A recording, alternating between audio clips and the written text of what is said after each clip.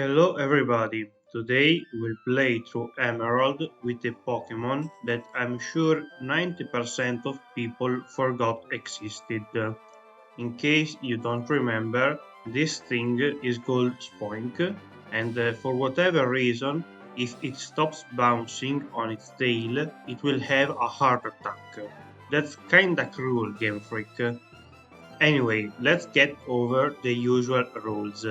Only use Spoink in combat, can't use the move double team or other evasion boosts, no use items in combat, and no cheats or glitches. This time there are no asterisks, so we are truly done with the rules.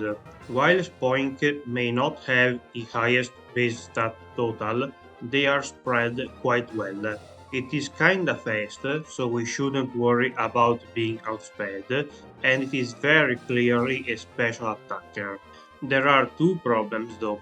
First, it only starts with Splash, so we have to wait on the fight against Zigzagoon. And second, at the start of the game, it only gets access to Psychic type moves to deal damage, so we will have to use Struggle against the multiple Puchienas. As we saw in some other videos, you can't lose the first fight, so we have to waste a bunch of turns by spamming Splash over and over. It takes a while, but eventually he brings us low enough to the threshold where he runs away. I had to do the usual grind with struggle until I managed to reach level 7, where Spoink learns Psywave. It's a very bad move, like really bad, but at least it's not Splash, so I'll take it. With this new move in our arsenal, I feel confident in taking on May. It may have been better to use Struggle, but we defeat her all the same. After May, the first trainer that we have to face already has a Puchiena, so I had to spend all my PPs to be able to use Struggle, but at least it was easy. And of course, the first team Aqua Grant also has a Puchiena, so more struggle ahead, both metaphorically and literally. This fight is slightly harder since this time the enemy uses sand attack, but thankfully we can just ignore it and be done. I had no intention to use Psywave for Roxanne, so I leveled up a bit to learn Psybeam. This is the first decent move that we have access to in the playthrough. I used Psywave once to see how bad it was and I regret everything. From here I could only spam Psybeam and hope for the best. It does a lot of damage to her Pokémon since it's a special move, but we are also very frail, and it gets quite close against the Nosepass. Thanks to the potions, the fight goes on for a while, but we can finish it without resets. The first gym is defeated, and now we have to once again lose all the PPs, so we can be able to use Struggle for the next fight against the Grunt. At least this will be the last time that we have to do it in this video. Once we defeat the Dark type demon and return Pico to his rightful owner, we can start the fight against optional May. Since her team is not made of any Dark type Pokémon, she is much easier. They are all first stage 2, so we don't have any trouble in destroying them. The next obstacle we have to face is Brawly's gym. This time I'm very confident in my chances. I'm physically frail, but I resist his attacks and I'm super effective on his Pokémon, so this should be a breeze.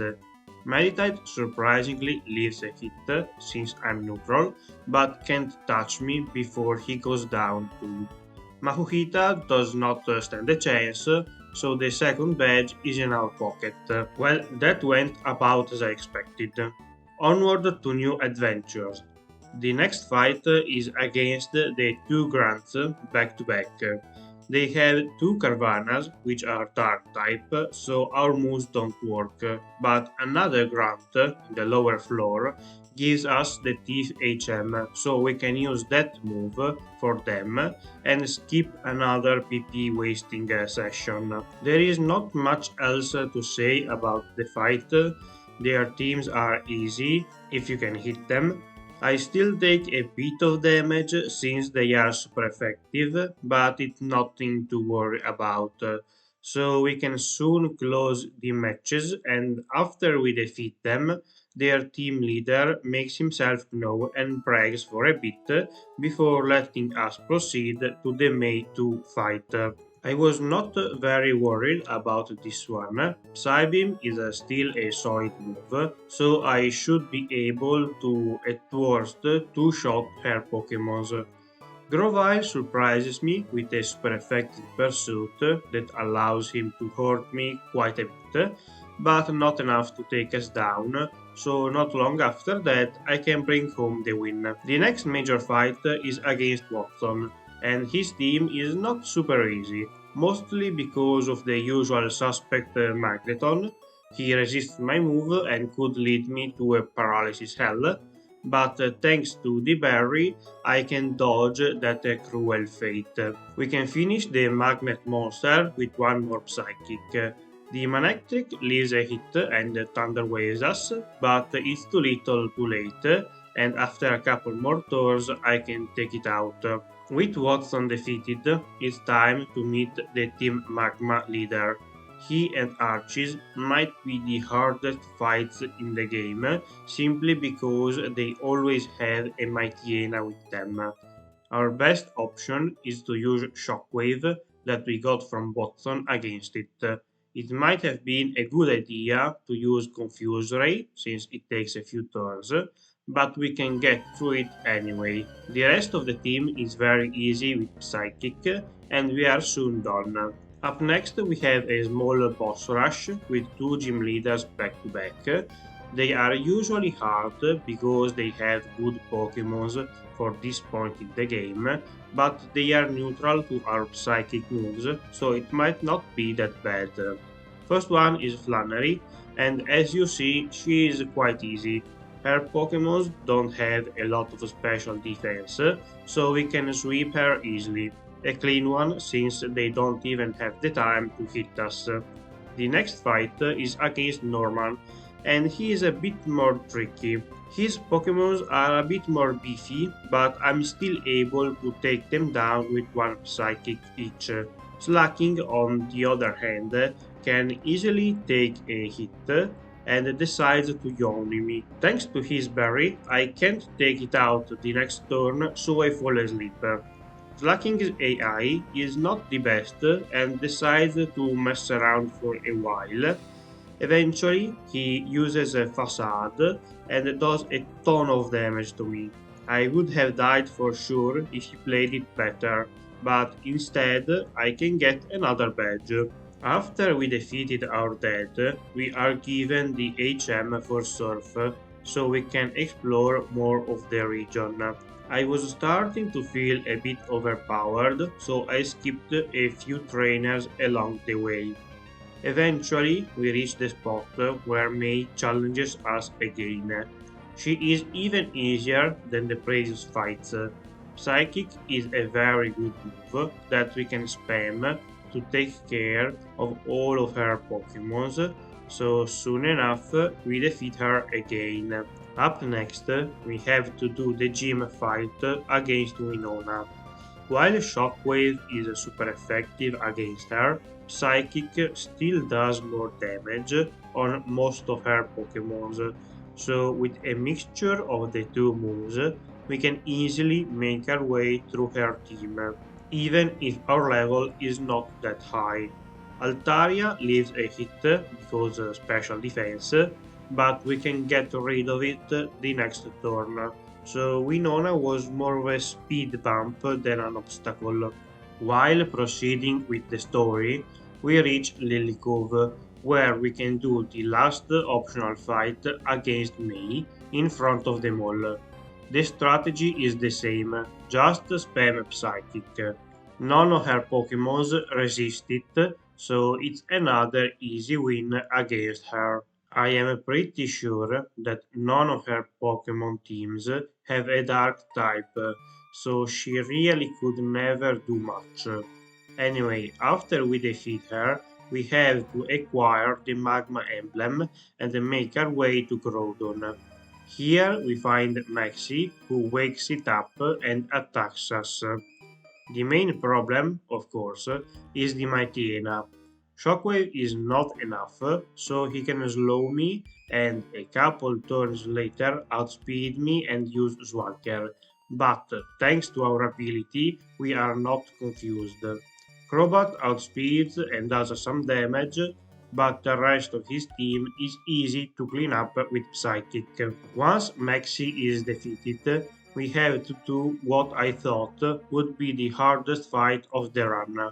I tried Tate and Liza at different levels, but ultimately used all the rare candies and the Shadow Ball TM. I lost 5 times, which is not a whole lot compared to other runs, but it is still annoying. In the successful attempt, I even forgot to re-equip the citrus berry that I used up in one of the losses. Even with a Shadow Ball, I don't do much damage to their Pokemon because of my very low physical attack, but it can still be better than Shockwave if they set up multiple Calm Minds. Also, since we have very good base special defense, only the Claydol can do good damage to us, and in the end it gets very close, but we can finish off the Solrock too and get the penultimate badge. Immediately after the quiz, we have to deal with another double fight. Thankfully for this one, we are not alone, so it's much easier.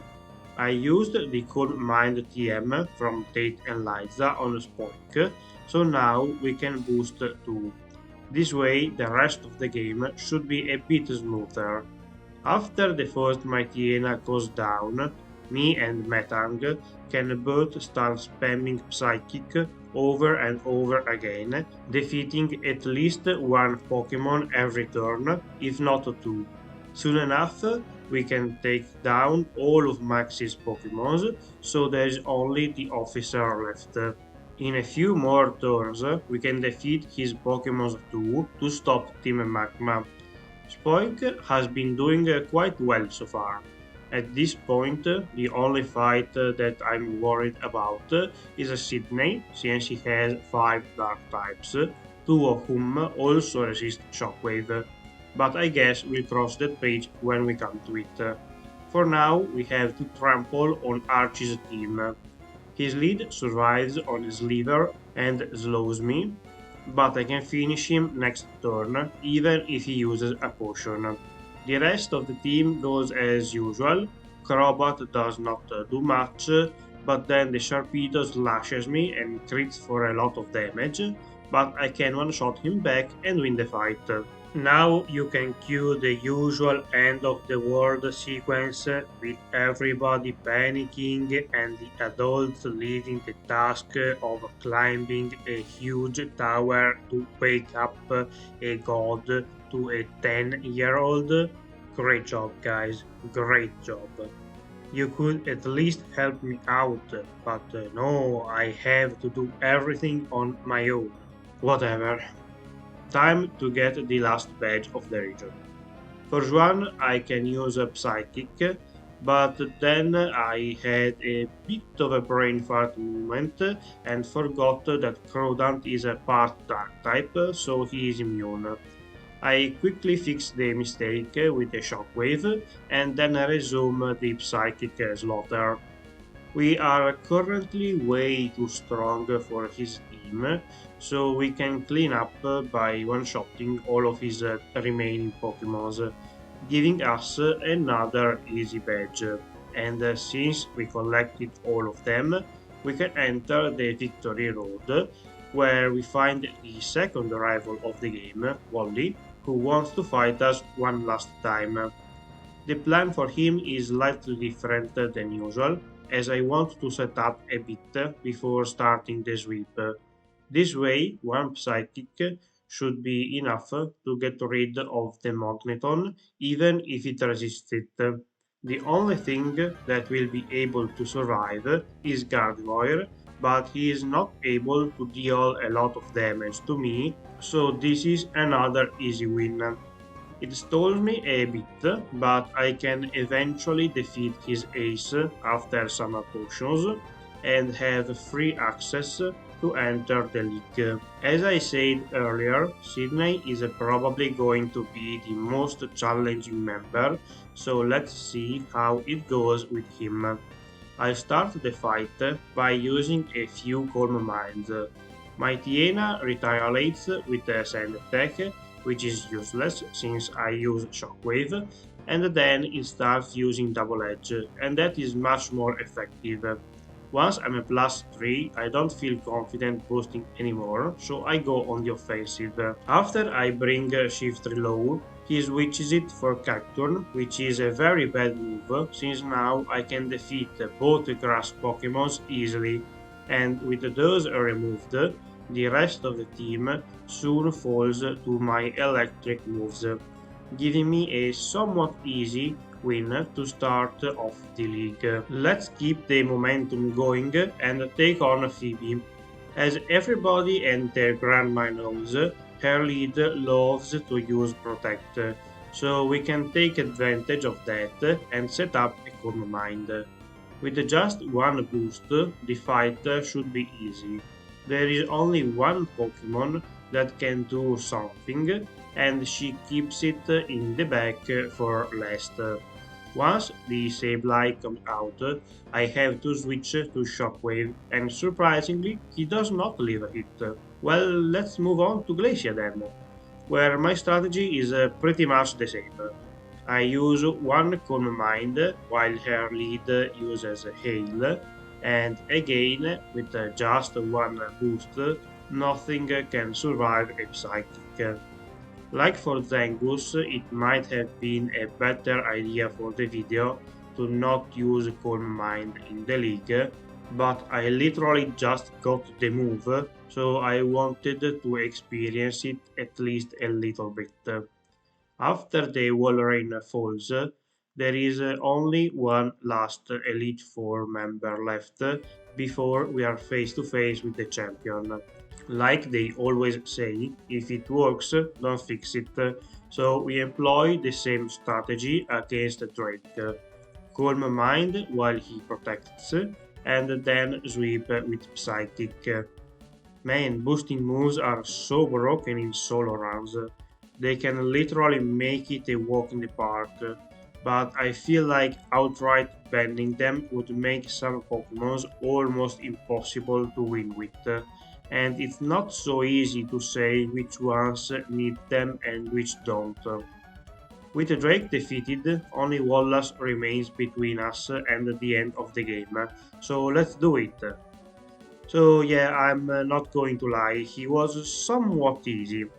The only dangerous part is at the start, when I set up, because a crit double edge would have done a lot of damage. I tried to stall the rain so that the Ludicolo would not be faster, but the Wailord did too much damage, so I just had to hope for the best. Thankfully, the Dancing Cactus only uses Surf, so from here is a simple sweep. While his remaining Pokémons are quite strong, they are not tanky enough to take Psychic and leave to tell the tales. And after Milotic is defeated, the game is over. I already did a solo run with Spoink a few years ago, but this time it went much better. The experience from the videos paid dividends. Anyway, thank you for watching, subscribe, ring the bell, share the video with your friends, etc. It really helps with the algorithm. And leave a comment. See you next week. Bye!